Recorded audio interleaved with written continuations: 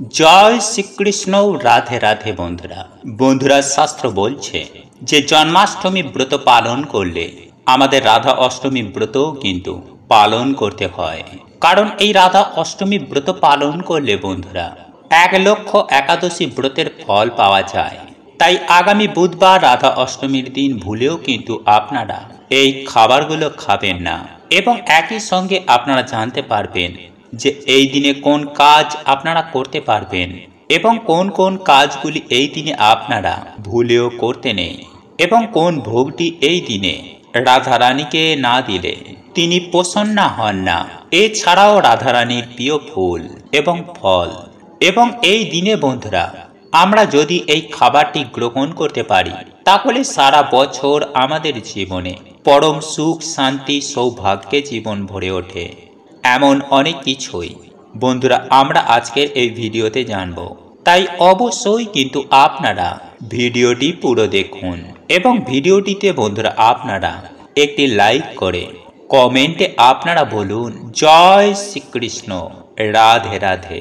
বন্ধুরা, এই জন্মাষ্টমীর ঠিক 15 দিন পরে পালন করা হয় এই রাধা অষ্টমী ব্রত। কারণ এই দিনেই শ্রীমতী রাধা রানী এই ধরাধামে অবতীর্ণ হয়েছিলেন। আর এই বছর অর্থাৎ 2024 সালে রাধা অষ্টমী ব্রত পালন হবে আগামী বুধবার, মানে 11ই সেপ্টেম্বর 25শে ভাদ্র।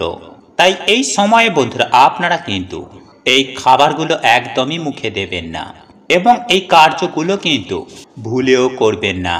বন্ধুরা, আমরা আপনারা প্রত্যেকেই চাই যে মা লক্ষ্মীর কৃপা যেন আমাদের ওপরে থাকুক। তাই এই রাধা অষ্টমীর দিন ভুলেও খাবেন না এই খাবার, নইলে দেবী মা আপনাদের ওপর রুষ্ট হতে পারে। তাই এই তিথি চলাকালীন ভুলেও এই খাবারগুলি খাবেন না। কারণ বন্ধুরা প্রত্যেকটা মানুষই যায় যেন তাদের বাড়িতে কোনো সমস্যা, ঝগড়া ঝামেলা, অশান্তি, কলহ বা কোনো আর্থিক সমস্যা যেন না থাকুক। তাই সুখ শান্তি সমৃদ্ধির দেবী মা লক্ষ্মীর পুজো আরাধনা করে থাকি। কিন্তু মা লক্ষ্মীকে বন্ধুরা প্রসন্ন করা এতটাও সহজ কার্য নয়। মা লক্ষ্মী যে সহজে প্রসন্ন হন না, আর যার ওপরে তিনি একবার প্রসন্ন হয়ে যান তাকে জীবনেও আর কখনো পেছন ঘুরে দেখতেও হয় না। মা লক্ষ্মী তার সত্যিকারের ভক্তদের কখনো না কখনো অবশ্যই কৃপা করেন, আর আমাদের ভক্তিতে প্রসন্ন হয়ে আমাদের বাড়িতেও তিনি বিরাজ করেন। তাই আমাদের বাড়িতে মা লক্ষ্মী প্রবেশ করার আগে এই সংকেতগুলো বারবার তিনি দেন। তাই শাস্ত্র অনুসার বন্ধুরা এই সংকেতগুলো খুব ভাগ্যশালী ব্যক্তিরাই পায়। তাই আপনি যদি এই দিনে এই সংকেতগুলি পেয়ে থাকেন তাহলে বন্ধুরা আপনি নিশ্চয়ই বুঝতে পারছেন যে আপনি কতটা ভাগ্যশালী। কারণ খুব তাড়াতাড়ি আপনাদের বাড়িতে মা লক্ষ্মীর কৃপা হবে। আপনাদের দুঃখের দিন শেষ, এইবার সুখের দিন শুরু। খুব তাড়াতাড়ি আপনাদের জীবনে সৌভাগ্যের আগমন হবে। কারণ মা লক্ষ্মীর কৃপায় দিন দুঃখী ভিখারিও রাজায় পরিণত হয়ে যায়।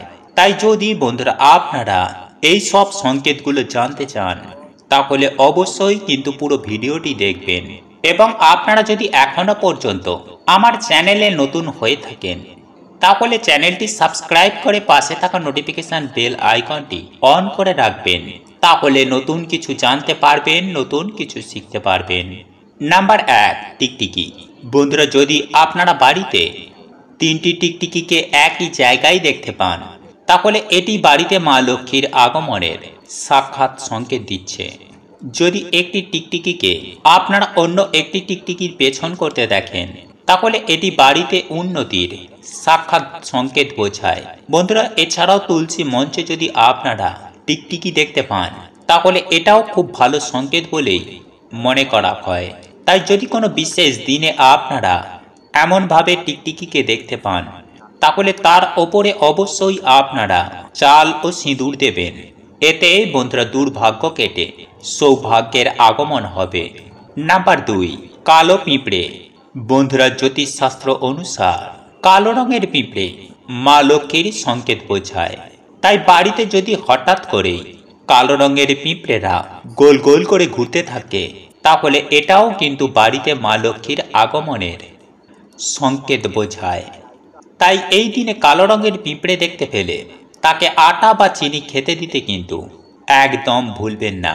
এতেই বন্ধুরা কিছু দিনের মধ্যেই আপনাদের দুর্ভাগ্যের নাশ হয়ে যাবে। নাম্বার 3, বন্ধুরা আপনারা প্রত্যেকেই জানি যে স্বপ্নের মাধ্যমে আমরা বিভিন্ন রকমের সংকেত পাই। তাই যদি আমাদের ভাগ্যে ধন প্রাপ্তি থাকে তাহলে মা লক্ষ্মী স্বয়ং আমাদেরকে স্বপ্নের মাধ্যমে সংকেত দেন। তাই যদি আপনারা স্বপ্নের মাধ্যমে বারবার ঝাঁটা, পেঁচা, সাপ, বেজি বা টাকা পয়সা এগুলো দেখতে পান তাহলে অবশ্যই বন্ধুরা নিকট ভবিষ্যতে আপনাদের ধন প্রাপ্তির যোগ রয়েছে। নাম্বার 4, শঙ্খের আওয়াজ। যদি বন্ধুরা আপনারা বারবার শঙ্খের আওয়াজ শুনতে পান বা আপনার যদি মনে হয় যে আশেপাশে বারবার কোথাও শঙ্খ বাজছে তাহলে নিশ্চয়ই বন্ধুরা আপনাদের ওপর মা লক্ষ্মীর কৃপা হয়েছে। খুব তাড়াতাড়ি বন্ধুরা আপনাদের জীবন থেকে দুর্ভাগ্য কেটে সৌভাগ্যের আগমন হবে। তাই এই দিনে যদি বন্ধুরা আপনারা এই সংকেতগুলো পেয়ে থাকেন তাহলে আপনারা খুবই ভাগ্যশালী। নাম্বার 5, বন্ধুরা শাস্ত্রে কিছু পাখিকে বাড়িতে আশেপাশে আসা বা বাড়িতে থাকা খুবই শুভ বলে মনে করা হয়েছে। তাই যদি বন্ধুরা আপনাদের বাড়িতে এই দিনে বা এই মাসে কিছু পাখি এসে বাসা বাঁধে তাহলে বন্ধুরা এটি খুবই ভালো সংকেত। বিশেষ করে পায়রা, পেঁচা, ঘুঘু পাখি, চড়াই পাখি। তাই বন্ধুরা এই পাখি যদি আপনাদের বাড়িতে বাসা বাঁধে তাহলে ভুলেও কিন্তু বন্ধুরা আপনারা তাদেরকে এই সময় তাড়াবেন না এবং অবশ্যই যদি বন্ধুরা আপনারা পারেন তাদের কিছু না কিছু খেতে দিন। এতে মা লক্ষ্মী ও ভগবান শ্রীকৃষ্ণের কৃপা সদয় আপনাদের ওপর বজায় থাকবে। সদা সর্বদাই আপনারা জীবনে সফলতা প্রাপ্ত করবেন এবং বাধা বিঘ্নকে কাটিয়ে তুলবেন। তাই বন্ধুরা এই ব্রতের আগের দিন কোনো রকমের এই দিনে কিন্তু আপনারা আমিষ, পেঁয়াজ, রসুন, নেশা ভাঙ একদমই করবেন না, বিশেষ করে রাত্রিকালে। কারণ বন্ধুরা ব্রতের আগের দিন অবশ্যই আমাদের কিন্তু নিরামিষ আহার গ্রহণ করতে হয়। তাই বন্ধুরা পারলে অবশ্যই আপনারা এই দিন রাতে আপনারা ভগবানকে ভোগ নিবেদন করে বাড়িতে সকলে তা গ্রহণ করুন। এরপর রাতে ঘুমানোর আগে শ্রীমতী রাধারানী এবং ভগবান শ্রীকৃষ্ণকে বাড়িতে আমন্ত্রণ জানিয়ে তারপরে ঘুমিয়ে পড়ুন। এরপর বন্ধুরা এই রাধা অষ্টমীর দিন সকাল সকাল মানে ব্রহ্ম মুহূর্তে ঘুম থেকে উঠবেন। তারপরে বন্ধুরা আপনারা মা গঙ্গাকে প্রণাম করে আপনারা সকালেই স্নান করে নেবেন। এরপর স্নান করে এসে আপনারা পরিষ্কার পরিচ্ছন্ন শুদ্ধ জামা কাপড় পরে ভগবানের আরতি করে আপনারা একটি সংকল্প নেবেন যে আজ আপনারা ভক্তি মনে ভগবানের এই ব্রত সম্পূর্ণ করবেন। নাম্বার 6, এছাড়াও বন্ধুরা এই দিনে কোনো রকমের কিন্তু কোনো খারাপ কার্য বা অধার্মিক কার্য একদমই করবেন না। কারোর মনে এই দিনে কিন্তু আপনারা কোনো রকমের দুঃখ দিয়ে কথা বলবেন না। এই দিনে যদি আপনাদের বাড়িতে কেউ আসে তাহলে তাকে কিন্তু আপনারা খালি হাতে একদম ফেরাবেন না। আপনার যতটুকু সাধ্য সামর্থ্য আছে ততটুকু দিয়েই আপনারা সাহায্য করার চেষ্টা করবেন। কারণ বন্ধুরা এই দিনেই স্বয়ং ভগবান শ্রীকৃষ্ণ ও শ্রীমতী রাধারানী ভক্তের পরীক্ষা নিতেই কী রূপে চলে আসেন তা কেউ বলতে পারে না। তাই এই দিনে বন্ধুরা আপনারা বেশি বেশি করে হরিনাম করুন, গীতা পাঠ করুন বা গীতা শ্রবণ করুন এবং আপনার সাধ্য ও সামর্থ্য অনুযায়ী বন্ধুরা এই দিনে ভগবানের পুজো দিতে কিন্তু একদম ভুলবেন না। এবং এই দিন সন্ধ্যাবেলায় আপনারা তুলসী মঞ্চে একটি প্রদীপ দেখান। এই দিনে ভগবানের আপনারা আরতি করুন। এছাড়াও এই দিনে বন্ধুরা শ্রীমতী রাধারানীর সবথেকে প্রিয় ফুল এবং ফল হচ্ছে গোলাপ এবং আতা। তাই এই দিনে বন্ধুরা অবশ্যই কিন্তু এই ফুল এবং ফল শ্রীমতী রাধারানীকে অবশ্যই নিবেদন করুন। এছাড়াও সাদা বা হলুদ সুগন্ধি ফুল এবং পদ্ম শ্রীমতী রাধারানীর খুবই প্রিয়। তাই বন্ধুরা পারলে আপনারা এই দিনে এই ফুলগুলি দিয়ে সিংহাসন বা রাধারানীর ফটো বা মূর্তিকে ভালো করে সাজান এবং এই দিনে শ্রীমতী রাধারানীকে যে ভোগগুলি নিবেদন করবেন তা হচ্ছে ক্ষীর, রাবড়ি, মালপোয়া, রাধাবল্লভী বা অন্নভোগ, এবং তা প্রত্যেক ভোগে যেন বন্ধুরা রাধারানীর প্রিয় তুলসী পাতা থাকে। নাম্বার 7, বন্ধুরা এই দিনে আপনারা যারা ব্রত রাখছেন তারা দুপুরে রাধারানীর মহা অভিষেক এবং মহাব্রত পালন করার পর সেই প্রসাদ আপনারা সকলকে বিতরণ করে দুপুর 12টার পর আপনারা এই প্রসাদ খাবেন। এবং এই দিনে সবাই কিন্তু আপনারা কোনো রকমের মাছ, মাংস, ডিম, পেঁয়াজ, রসুন এবং কোনো রকমের নেশা ভাঙ বা পরনিন্দা কিন্তু একদমই করবেন না। এছাড়াও বন্ধুরা যাদের বাড়ির ঠাকুর ঘরে এই একটি জিনিস থাকে তাহলে সেই বাড়িতেই মা লক্ষ্মী সদয় বিরাজ করেন। হ্যাঁ বন্ধুরা, মানে সেই বাড়িতে কখনো দুঃখ দারিদ্রতা ঘিরে ধরতে পারে না। তাই বন্ধুরা যদি আপনাদের ঠাকুর ঘরে এই জিনিসটি যদি না থাকে তাহলে অবশ্যই বন্ধুরা এই জিনিসগুলো কিনে এনে আপনার ঠাকুর ঘরে রেখে দিন, যদি চান যে আপনাদের বাড়িতে মা লক্ষ্মীর কৃপায় সদয় সুখ শান্তি বিরাজ করুক, ধন দৌলতে আপনাদের বাড়িতে সদা সর্বদাই ভরপুর হয়ে থাকুক। তাহলে বন্ধুরা অতি অবশ্যই এই ভিডিওটিতে বলা এই একটি মাত্র জিনিস আপনারা আপনাদের ঠাকুর ঘরে এনে অবশ্যই রেখে দিন। কারণ অনেক সময় বন্ধুরা কি হয় যে কোনো নেগেটিভ ঊর্জার ফলে আমাদের বাড়িতেই বিভিন্ন রকমের সমস্যা লেগেই থাকে, মনের ইচ্ছা পূর্ণ হয় না। কিন্তু বন্ধুরা এই জিনিসটি এতটাই পবিত্র যে এই জিনিস বাড়িতে থাকা মাত্রই সেখানে কোনো রকমের নেগেটিভ এনার্জি বাস করতে পারে না এবং মা লক্ষ্মী সেই বাড়িতে নিজে দৌড়ে আসেন। এর জন্যই আমাদের শাস্ত্রে এই জিনিসগুলিকে ঠাকুর ঘরে রাখতে বারবার বলা হয়েছে। তাই চলুন বন্ধুরা এইবার আমরা জেনে নিই সেই জিনিসগুলোর ব্যাপারে, যার মধ্য থেকে আপনারা অন্তত পক্ষে একটি জিনিস হলেও বাড়িতে এনে রাখবেন। তাহলে আপনাদের আয় উন্নতি কেউ আটকাতে পারবে না। আপনাদের জীবনে এবং আপনাদের পরিবারে সুখ শান্তি সমৃদ্ধি থাকুক। ভগবানের আশীর্বাদে আপনারাও কোটি কোটি টাকার মালিক হয়ে উঠতে চান তাহলে ভিডিওটি পুরো অবশ্যই দেখুন।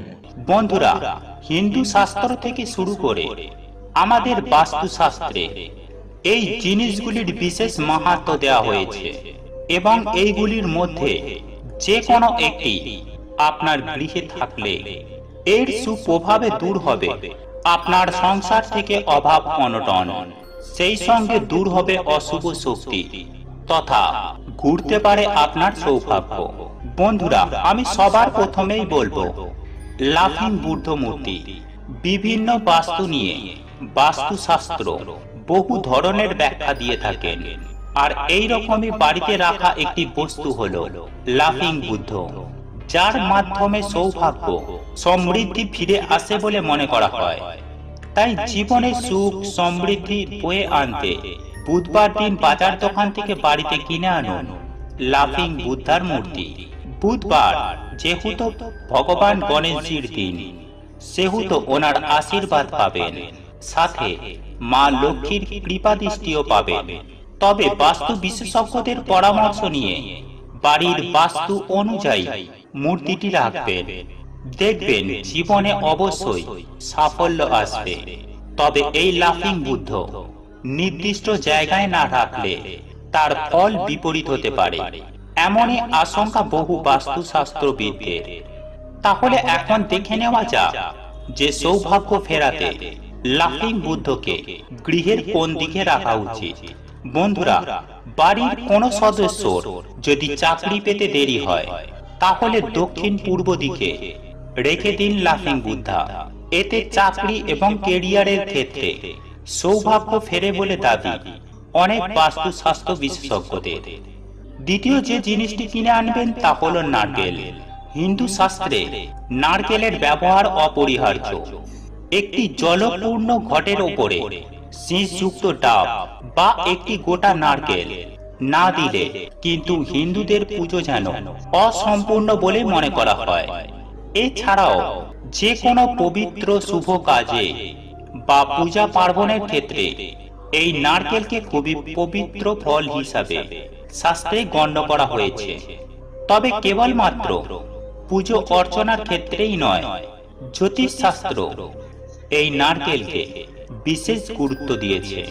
জ্যোতিষ মতে নারকেল যে কোনো মানুষের ভাগ্য ফিরিয়ে দিতে পারে এবং দুর্ভাগ্যকে সৌভাগ্যে পরিণত করতে পারে। এছাড়াও এই নারকেলকে শাস্ত্র মতে শ্রীফল বলে অভিহিত করা হয়েছে, যা মা লক্ষ্মীর অত্যন্তই একটি প্রিয় ফল। তাই পরিবারের মঙ্গলের জন্য একটি জলপূর্ণ ঘটের ওপরে শীষযুক্ত ডাব বা একটি গোটা নারকেল দিয়ে বুধবার শ্রী ভগবান গণেশজির পুজো আরাধনা করুন। আপনি সুনিশ্চিতভাবে দেখবেন খুলে যাবে আপনার সৌভাগ্যের দরজা। তৃতীয়ত, গণেশজির মূর্তি বাধা বিঘ্ন দূর করে বলে ভগবান গণেশজির আর এক নাম বিঘ্নহর্তা। জীবনের নানা প্রতিকূলতাকে দূর করে আপনার জীবনে শান্তি ফেরায়। তাই সব ধরনের সমস্যা মেটাতে যে কোনো বুধবার দিন ধরে আপনি আপনার গৃহে বাড়িতে আনুন গণেশজির মূর্তি। তারপর নিয়ম মেনে পুজো আরাধনা করে ভোগ নিবেদন করুন। শাস্ত্র মতে বুধবার হলো ভগবান গণেশজির দিন। এই দিন মোদক, দুর্বা ঘাস, গাঁদা ফুল এবং কলা দিয়ে ভগবান গণেশজির আরাধনা করলে একাধিক উপকার মিলতে শুরু করে। বিশেষত কর্মক্ষেত্রে সফলতা লাভের পথ প্রশস্ত হয়। সেই সঙ্গে জীবনে চলার পথে চলতে চলতে সামনে আসা যে কোনো বাধা সরে যেতেও বেশি সময় লাগে না। তাই এই দিন অতি অবশ্যই গণেশজির পুজো আরাধনা করুন এবং ভগবান গণেশজির সম্মুখ ভাগে দাঁড়িয়ে করজোড়ে সমস্যা দূর করার প্রার্থনা করুন এবং নিজের মনস্কামনা জানান। যদি আপনার মধ্যে ভক্তি এবং বিশ্বাস থাকে, তাহলে আপনি সুনিশ্চিতভাবে এর সুফল পাবেন।